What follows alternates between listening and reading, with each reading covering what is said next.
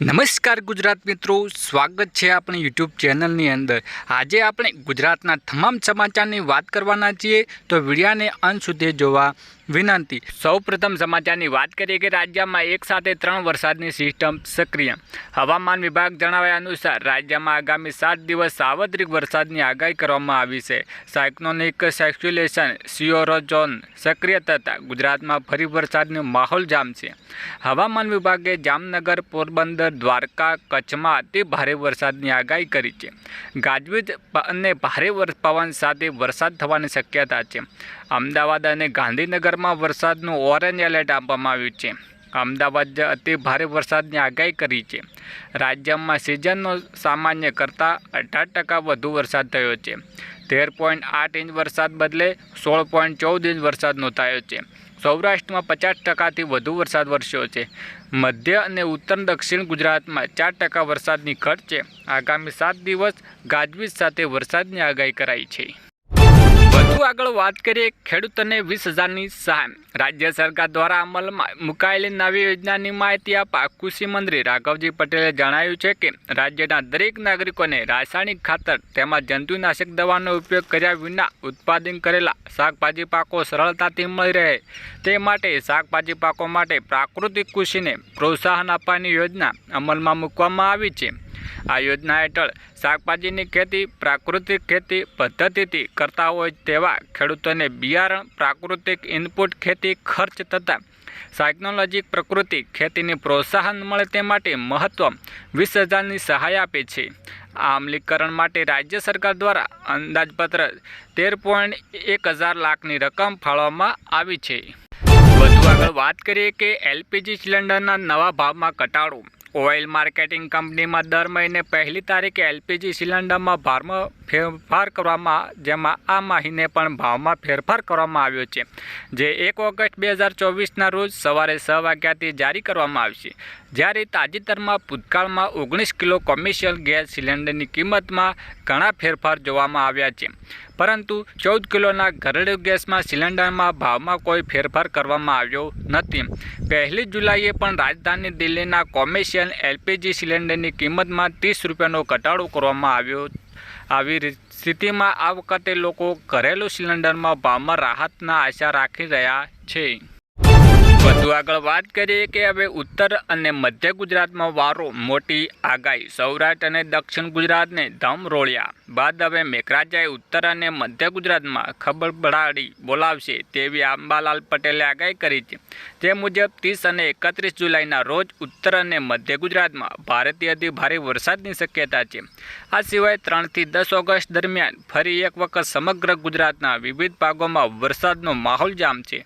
બંગાળ અને ખાડીમાં low pressure system સર્જાઈ છે। વધુ આગળ વાત કરીએ કે સાતમ આઠમના તહેવારો બગડશે, ખાદ્ય તેલના ભાવમાં આવી શકે છે, બજેટ ખોરવાઈ જશે। આગામી દિવસોમાં તહેવારની સિઝન આવી રહી છે, ત્યારે તહેવારોના મોસમમાં જ ખાદ્ય તેલના ભાવમાં ઉછાળો આવી શકે છે।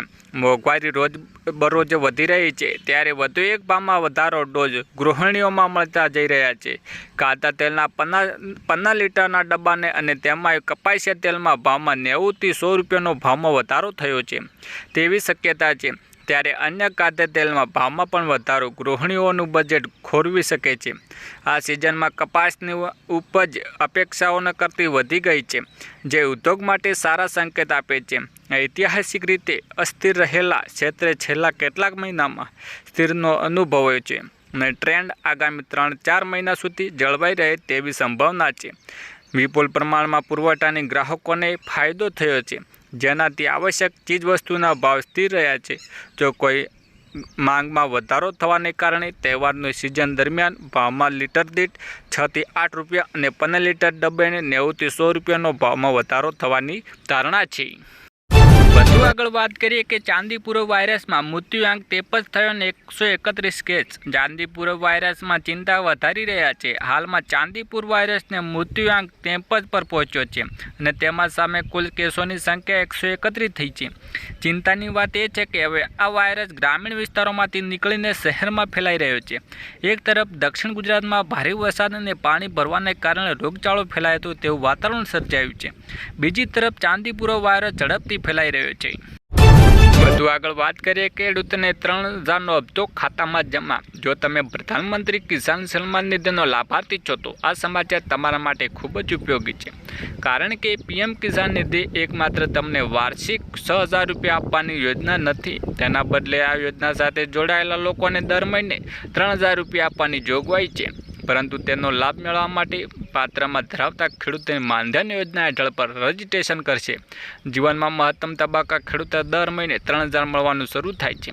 આ માટે સૌથી મોટી યોગ્યતા એ છે કે સંબંધિત ખેડૂતોને પીએમ કિસાન નિધિ હેઠળ નોંધણી કરવાની આવશ્યક છે, અન્યથા માનધન યોજનાને લાભ નહીં મળે. ચાલો જાણીએ શું માનધન યોજના વિશે.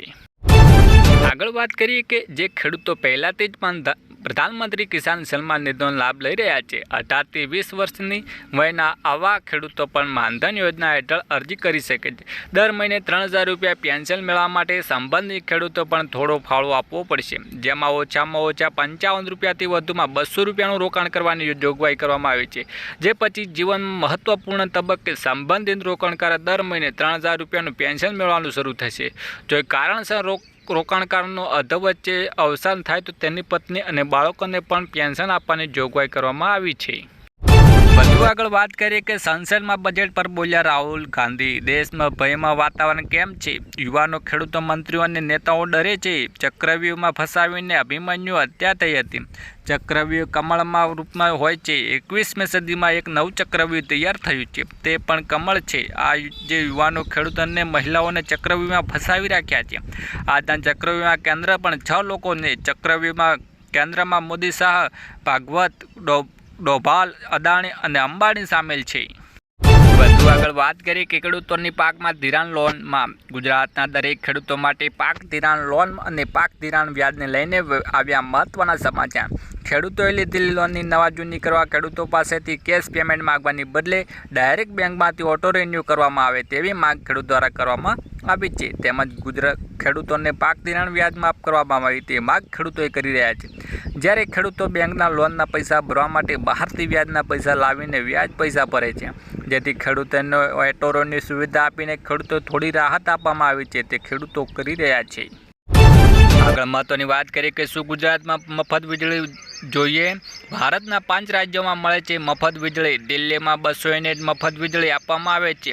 ઝારખંડમાં 125 યુનિટ મફત વીજળી આપવામાં આવે છે. રાજસ્થાનમાં પણ 5 લાખ પરિવારને 300 યુનિટ મફત વીજળી આપવામાં આવે છે. હિમાચલ પ્રદેશમાં 125, પંજાબ 300 યુનિટ મફત વીજળી આપવામાં આવે છે. તો મિત્રો, શ્રમ એ રહ્યા છે કે ગુજરાતમાં પણ 200 યુનિટ વીજળી ફ્રીમાં આપવી જોઈએ કે નહીં? અમને કમેન્ટ બોક્સમાં કમેન્ટ કરીને જરૂરથી જણાવી દેજો મિત્રો. આગળ મહત્વની વાત કરીએ કે રાજ્યોમાં મોટાભાગના લોકો આયુષ્માન યોજનાનો લાભ મળ્યો. કેન્દ્ર સરકારે નાણાકીય વર્ષ 2023-2024માં આયુષ્માન યોજના મેળવનાર રાજ્યોની યાદી જાહેર કરી છે. આ મુજબ કર્ણાટકમાં સૌથી વધુ 32.13 લાખ લોકોને તેવો લાભ મળ્યો છે. પછી રાજસ્થાનમાં 19.78 લાખ, આંધ્રપ્રદેશમાં 18.42 લાખ, યુપીમાં 17 લાખ, છત્તીસગઢમાં 15.84 લાખ, ગુજરાતમાં 12.80 લાખ, મધ્યપ્રદેશમાં 12.70 લાખ અને કેરળમાં 10.78 લાખ લોકોને લાભ મળી રહ્યો છે.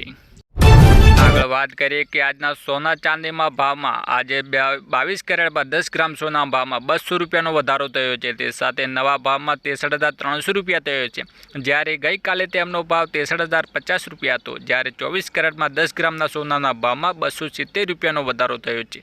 તે સાથે નવા ભાવમાં 69,50 રૂપિયા થયો છે, જ્યારે ગઈકાલે તેમનો ભાવ 68,750 રૂપિયા હતો. તેમજ આજે ચાંદીના ભાવમાં 1200નો ઘટાડો થયો છે અને સાથે ચાંદીના નવા ભાવમાં 82.800 રૂપિયાનો થયો છે. છેલ્લે મહત્વની વાત કરીએ કે આજના સૌથી મોટા ખેડૂત સમાચાર. આજે ઘઉંની મોટા પ્રમાણમાં આવક થઈ છે. આ યાર્ડમાં ઘઉંની 7,000 ક્વિન્ટલ આવક થઈ છે. આ યાર્ડમાં ટુકડા ઘઉંની 5800 ક્વિન્ટલ આવક થઈ હતી, જ્યારે લોકવન ઘઉંની 1200 ક્વિન્ટલ આવક થઈ હતી. આ યાર્ડમાં ટુકડા ઘઉંના 496 થી 559 રૂપિયા એક મણનો ભાવ બોલાયો હતો, જ્યારે લોકવન ઘઉંનો ભાવ 480 થી 522 રૂપિયા એક મણનો ભાવ બોલાયો હતો. આજે કપાસની 2600 ક્વિન્ટલ આવક થઈ હતી. એક મણનો કપાસનો ખેડૂતોને 1300 થી 1561 રૂપિયાનો ભાવ મળ્યો હતો.